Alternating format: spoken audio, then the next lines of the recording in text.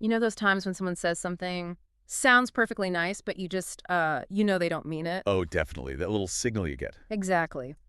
Well, today on the deep dive, we're kind of cracking the code on that very English thing, sarcasm. Mm-hmm. We've been digging into some really interesting material about how native speakers use it, how they navigate this tricky terrain. Yeah, it's almost like a second language sometimes. It really is. And our mission really is simple. We want to give you the insights, the tools, I guess, to understand the hidden meaning behind those, seemingly innocent phrases. Right. So you don't get caught out. Have you ever been thrown by that just screamed disaster? Or like, yeah, right, Yeah. when it clearly means absolutely not. And that's what we're figuring out today. Exactly. And what's so interesting about sarcasm is how much it relies on things that aren't said, the unspoken stuff. Like a secret code? Kind of. Yeah. Layered right on top of normal English. We're going to unpack the key principles that sort of unlock it. Okay, so where do we start? Let's think about the basics, the fundamentals of how sarcasm actually works. Right. Our sources, they seem to point to three, core elements that are almost always involved. First one, tone. Tone is absolutely crucial. Oh, massively. The way something's said can completely flip the meaning, 100%. So, for example, if someone kind of drawls out, "Oh, wow, you're so funny," like that. Yeah. Yeah. You know they're not actually impressed with your joke-telling skills. Not handing out comedy awards, no. No, and it's not always just a flat tone either. Sometimes it's exaggerated, like over-the-top enthusiasm. Okay. Like Yeah. someone jumping, "Oh, this is just wonderful." When, you can clearly see they've got a splitting headache or Mm. something. Right, that fake cheerfulness. Yeah, exactly. That overdone positivity is a dead giveaway. It feels almost like bad acting, doesn't it? Huh. Yeah, like a really cheesy soap opera scene. If it sounds like that, maybe suspect sarcasm. Good rule of thumb, yeah. Spot on. Okay, so that's tone. The second key thing is context. Context is king. Yeah. Absolutely. The same words, totally genuine 1 minute, dripping with sarcasm the next, depending on the situation. Mm-hmm. Think about great job. Okay. If you say great job after someone's just like tripped and sent coffee flying everywhere. Yeah, probably not a compliment. Right. But saying it after they nail a presentation, totally different meaning. So the situation tells you how to read the words. Precisely. Context gives you the background. Without it, it's so easy to just take a sarcastic comment, literally. Or even mistake real praise for sarcasm, I guess. That can happen too. It all hangs on what's actually going on around the words. Okay, tone, context. Mhm. And the third piece of the puzzle, according to the stuff we read, is the sneaky little word just.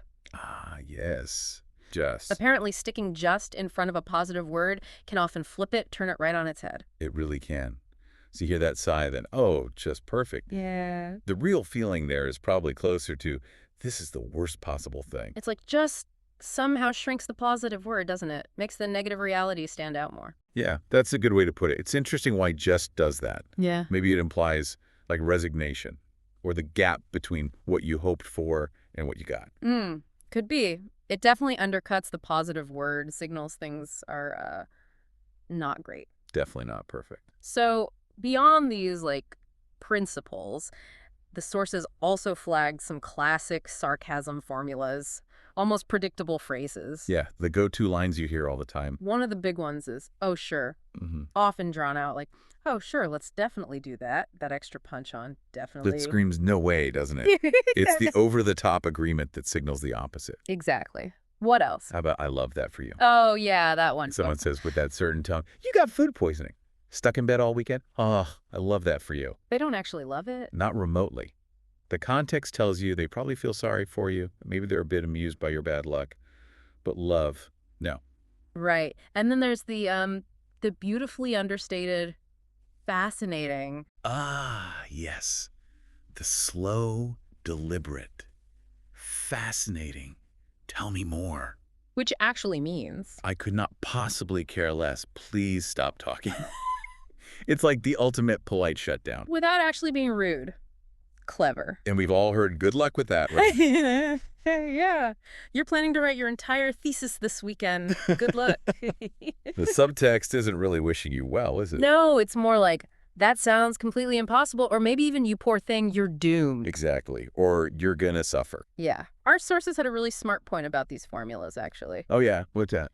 Basically, the more positive the words sound, Uh-huh. the more likely it is that the real meaning is sarcastic, especially in a bad situation. Ah, I see. So the speaker's kind of overcompensating with positivity to highlight how bad things are. That's the idea. Like, the bigger the gap between the nice words and the grim reality, the stronger the sarcasm. That makes sense. Right. It's that mismatch, that incongruity that flags it for us. Yeah. We hear the clash and decode the real message. But it doesn't always work, does it? Sarcasm can be sharp, sometimes funny, but our sources definitely highlighted times when it can really backfire. Oh, for sure. It's not always the right tool for the job. One key danger zone: talking to strangers or being in more formal settings. Right. Apparently saying something like, wow, amazing customer service to a shop assistant who's genuinely confused. Yeah, they're likely just going to take it literally or just be baffled. Creates awkwardness because there's no shared understanding, no wink-wink signal. That makes total sense. Sarcasm often banks on some level of familiarity, a shared context. Without that baseline, it just sounds weird or mean. Yeah, maybe just unnecessarily negative. Another risky place: texting or email. Oh, big time. No tone of voice equals danger zone for sarcasm. Because you lose all those vocal clues, right? The tone, the pauses, the little inflections. Exactly. So you type out, great job on that report. Really impressive. Could be genuine. Could be. Or it could be dripping with sarcastic venom. But the reader has no way to know for sure just from the words. Yeah, no tone equals potential trouble. Big trouble sometimes. Definitely. Yeah. I mean, emojis can help sometimes. Maybe a winking face. But it's not foolproof. No. Still easy for the sarcasm to just fly straight past someone, cause misunderstandings, maybe even offend them. It happens all the time.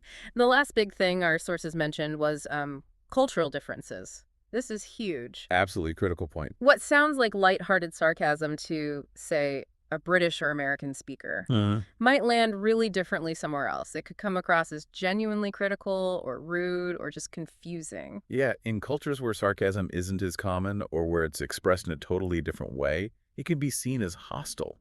It really shows how much this stuff is tied to specific cultures and languages. Definitely. What's playful banter in one place is aggressive or just plain weird in another.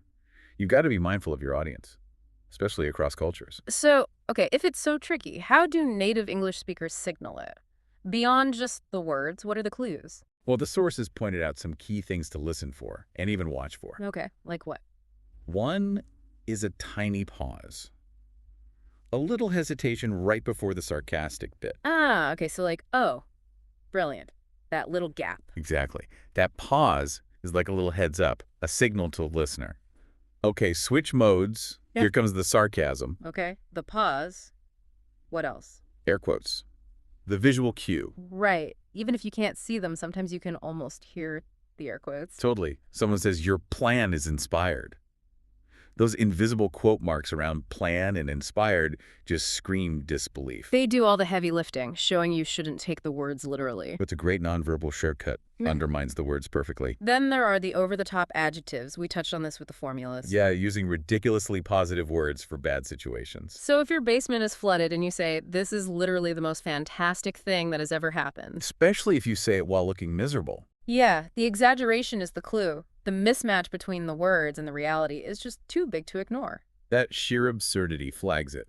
Sarcasm alert. And of course, the iconic slow clap. Ah, the slow clap. Yeah, Classic. really deliberate, totally unenthusiastic. Clap, clap, clap. Wonderful. Speaks volumes, doesn't it? Pure mockery or disapproval, no extra words needed. It's pure nonverbal sarcasm. Fantastic example. The lack of genuine enthusiasm is deafening. Oh, and our sources had a funny little tip, too. Go on. If you say something and the other person kind of squints at you afterwards, Yeah. they might be trying to figure out if you were being sarcastic or not. Yeah. So maybe be ready to explain. Huh. That's actually really useful. File that one away. One of the sources shared a listener story that perfectly shows how this can go wrong. Oh, yeah. Like a real-life example. Totally. Someone thought they were being obviously sarcastic with their boss, said something like, sounds like a fantastic idea, about something they thought was terrible. Uh-oh. I can see where this is going. Yep. Boss took it completely seriously, ran with the fantastic idea. Oh, no. It apparently led to a pretty awkward meeting with HR. Ouch. Yeah, HR probably doesn't have a checkbox for intended sarcasm. Lesson learned about workplace communication there. Definitely. But on a more helpful note, we also found a neat little listener hack, a way to make your sarcasm clearer, especially if you're writing it down. Okay, useful. What is it? Just add, said no one ever at the end. Ah, clever. Like, Yeah, like doing my taxes is so much fun. Said no one ever. huh. Yeah, that makes it pretty unmistakable. Takes away all the ambiguity. Especially handy in texts or emails where the tone gets lost. Good tip. Very practical. And finally, the sources had a sort of listener challenge to encourage people, you listening, to actively play around with sarcasm a bit. Okay, what's the challenge? Well, first, just try spotting it. Watch a TV show, a movie, listen for the tone, look at the context, see if you can pinpoint a sarcastic line. Develop your sarcasm radar. Yeah. Good idea. Then actually practice saying something. Like, wow, that's so helpful. Say it genuinely, then say it sarcastically. Feel the difference in how you deliver it. Mm-hmm. Get a feel for the mechanics of it. And then for the brave, Mm-hmm. the challenge suggests maybe, cautiously, trying a bit of sarcasm with a friend you trust. Cautiously being the key word. Definitely cautiously. They shared another mini story about someone who kept making sarcastic remarks about their roommate never doing the dishes, and the roommate just packed up and moved out. Oh, wow. Okay, maybe test the waters very, very gently. No, Know your audience. exactly. Exactly. So that challenge is great for awareness, right? Yeah. Both how sarcasm is used and how it lands. Yeah. It really needs that social savvy. So if we boil it all down, this deep dive into English sarcasm, what's the main takeaway? I think it's that sarcasm most of the time is a way to express something, negative annoyance, disagreement, maybe criticism, Right. but wrapped up in humor. Sometimes dark humor, maybe saying one thing, but meaning the opposite, Yeah. often with a bit of a twist. Yeah, it's that hidden layer. And as the sources kept reminding us, it's a tool, a potentially witty one, but use it wisely. Think about who you're talking to, the situation, Or be prepared for awkward HR meetings. or losing your roommate. Basically, deploy with care. Sound advice. Okay, so looking ahead, next time we do a deep dive, we're tackling something else fascinating about English. Oh, yeah. What's that? Why English seems to just collect words from other languages, like a linguistic magpie. Ah, loan words. Yeah, that's a great topic. We'll be looking at things like déjà vu, schadenfreude, maybe even words like emoji. How did they end up in English? And how do we use them? Yeah, that'll be interesting. It's going to be, well, honestly, that sounds just fascinating, doesn't it? Uh-huh. Definitely worth tuning in for. You'll have to join us next time to find out.